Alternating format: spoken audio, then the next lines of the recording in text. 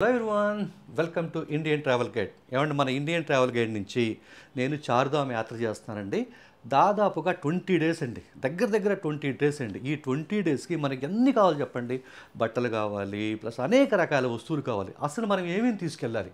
ఇప్పుడు మన ఇంట్లో ఉండం కదండి, ఏ అవసరం ఏమొస్తే ఇంట్లో ఉందనుకోండి గబుక్కుని అల్మారా తీసుకుంటాము, చక్కగా తీసుకుని వచ్చేస్తాం.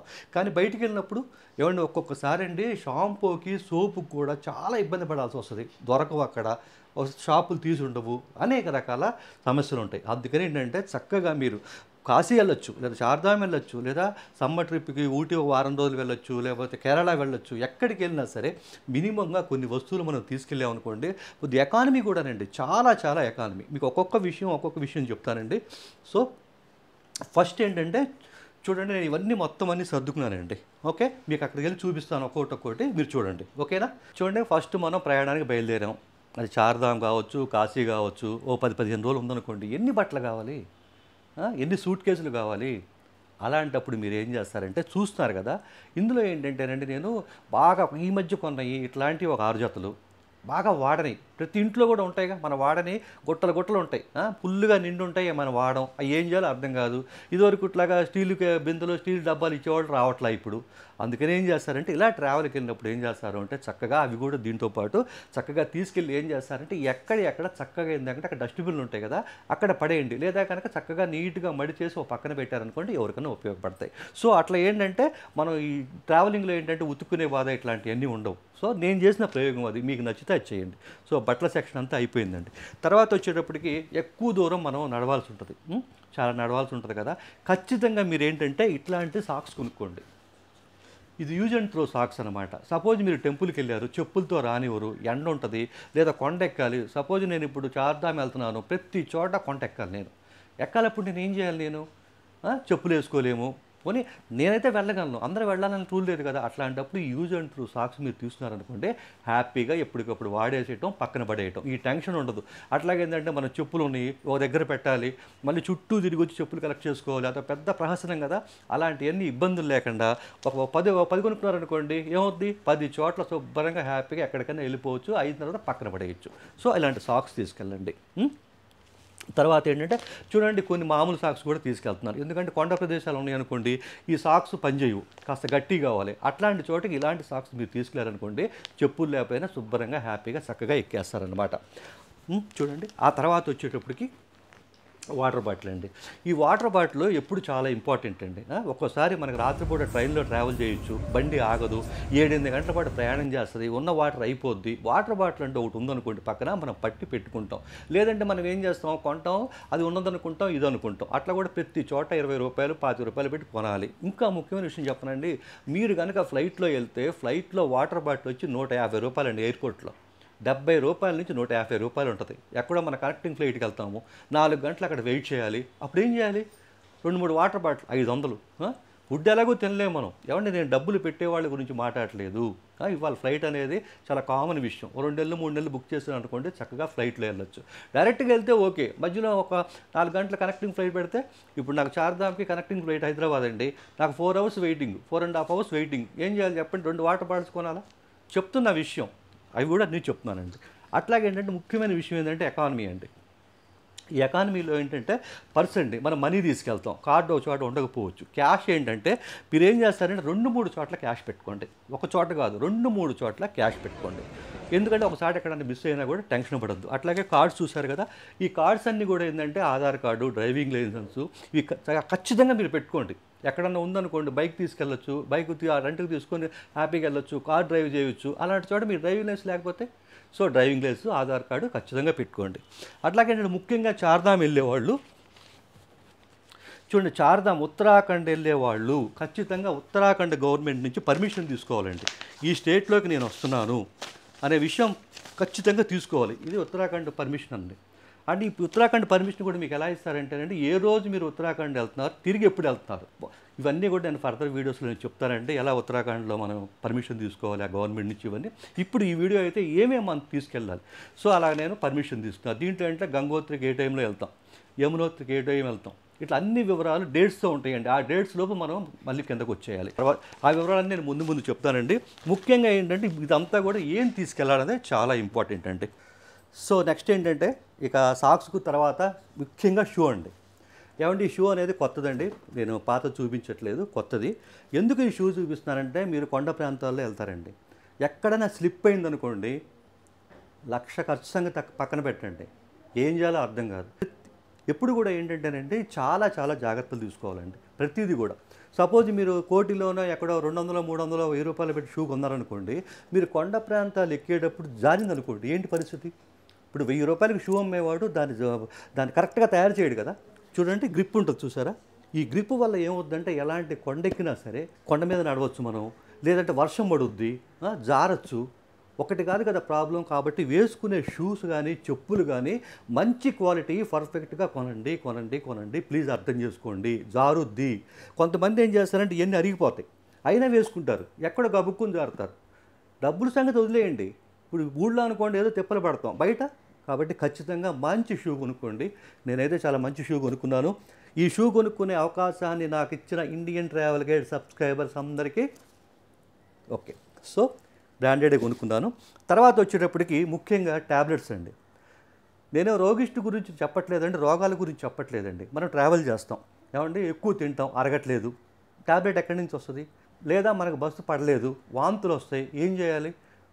ఎన్ని రకాల సమస్యలు ఉంటాయి. బేసిక్స్ అండి, బేసిక్స్ అన్నీ ఏంటంటే కనుక చూడండి ట్యాబ్లెట్స్, కాస్త కాళ్ళు నొప్పులు వచ్చినాయి, ఆయింట్మెంటు, తర్వాత ఏంటంటే ఒళ్ళు నొప్పులు కావచ్చు, లేకపోతే కొంచెం లైట్గా జ్వరం రావచ్చు, అట్లాగే రెగ్యులర్గా ఉండే ట్యాబ్లెట్స్, బీపీ కావచ్చు, షుగర్ కావచ్చు. నాకు కూడా బీపీ ఉందండి, నేను చెప్పుకోవడానికి ఇబ్బంది పడను. ఖచ్చితంగా ఈ ట్యాబ్లెట్స్ అన్నీ 1-2 ఎక్కువే తీసేసుకోండి, ఇట్లాంటి ఇంపార్టెంట్. తర్వాత ఇంకో ముఖ్యమైన విషయం ఏంటంటే కాఫీ టీ చాలా కామన్ కదా. సహజంగా ఏంటంటే మనం అక్కడ ఉన్నామనుకోండి ఏదో తాగుతాం, ఇబ్బంది లేదు. ఒక్కొక్కసారి జర్నీలో ఉంటాము, జర్నీలో ఏంటంటే గప్ప తాగేసేసి రావాలి, మనకు సాటిస్ఫాక్షన్ ఉండదు. అట్లాంటప్పుడు ఏంటంటే ఆన్లైన్లో అమ్ముతారండి ఇలాంటి కప్స్. దాదాపు ఒక 700-800 ఉంటుందేమో. దీంట్లో అంటే దాదాపుగా 1 అవర్ పాటు కాఫీ చాలా వేడిగా ఉంటుంది. చక్కగా మీరు బస్సులో కూర్చోనో లేకపోతే ట్రైన్లో కూర్చోనో, ట్రైన్ అంటే కదలదు, ఇబ్బంది లేదు, కానీ బస్సులో కదులుతూ ఉంటుంది, మనమేం గబగబా తాగలేము, వాళ్ళేమో హార్న్ కొడుతుంటారు. అలాంటప్పుడు దీంట్లో చక్కగా కాఫీ పోసుకొని వచ్చేసి ఇలా తాగామనుకోండి, ఎవరికి అనుమానం రాదు. నాకు తెలిసి ఇట్లాగే ఇదే విషయం మా వాడికి చెప్తే ఈ కప్పు తీసుకెళ్ళి దేనికో వాడాడు. అర్థమైందిగా దేనికి వాడాడో.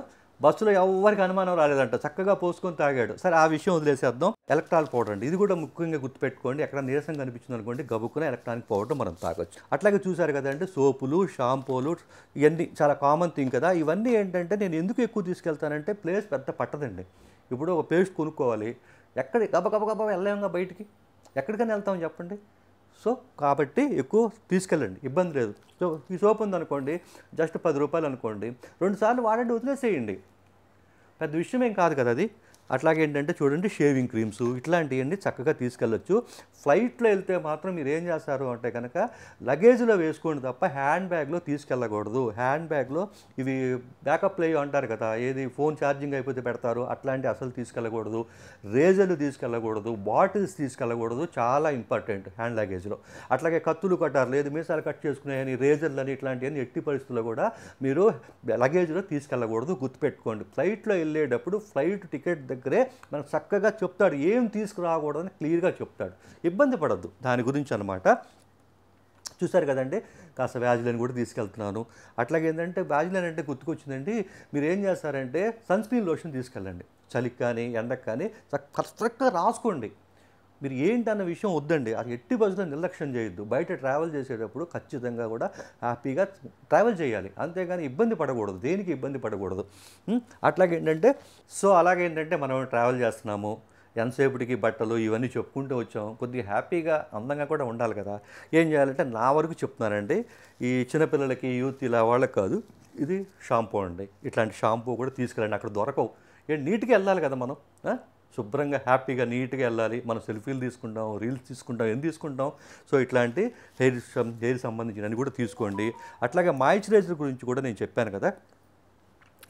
అలాగే ఏంటంటే కనుక చూడండి కొద్ది ఫేస్ ప్యాక్లు కానీ ఇట్లాంటివన్నీ కూడా తీసుకెళ్ళండి. తీసుకెళ్ళినప్పుడు ఏమవుతుందంటే మీరు చక్కగా హ్యాపీగా రెడీ అవ్వగలుగుతారు. అట్లాగే సాధ్యమైనంత వరకు కూడా ఏంటంటే ఓవర్ మేకప్ లేకుండా నీట్గా ఉండటానికి ట్రై చేయండి. అట్లాగే ఏంటంటే ముఖ్యంగా మీరు గుర్తుపెట్టుకోవాల్సిన విషయం ఏంటంటే టైట్ ప్యాంట్లు, టైట్ డ్రెస్సులు అనేవి ఎట్టి పరిస్థితుల్లో వేసుకోవద్దు.